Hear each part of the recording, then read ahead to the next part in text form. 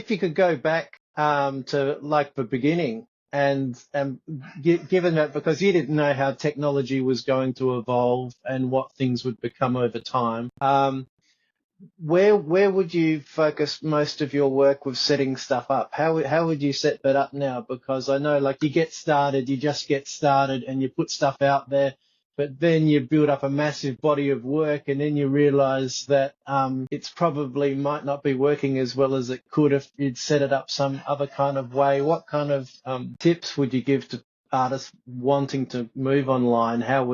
On how to set things up? Well, I think for me, or for anybody starting out to hopefully see, and that's the tricky thing, right? I think for any of us is the fact that like we sort of have an idea in the beginning and we run with that idea, and as time goes by and life changes and things change, that idea might not, what you started with, you might lose interest in that at some point, So I would Yeah, say if you man, that's tough because I would want to tell somebody, I'm like, okay, make sure you have a very specific thing and a passion. But there's so many variables in that because, people's taste and passions change through time. And you don't know what you may yeah, encounter in life. They might be like, so, but if you can, right, if I could, I guess I would take YouTube or making videos or content a little bit more serious and just being really random or and not be so passive with it and just be like, I'm just going to slap a few videos together and let's see what happens.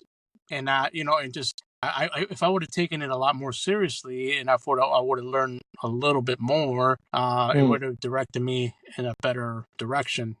I guess you would have saved, I would have saved more time because then I suppose I would have not gone too far into the paranormal at all. I would have just kind of been like, okay, I'm actually more of a musician and an artist than I am a paranormal investigator, quote yeah. unquote. So I suppose that I would have done it differently. I would have continued being an artist and musician and focusing on creating my own stuff and not got segued so much into the paranormal.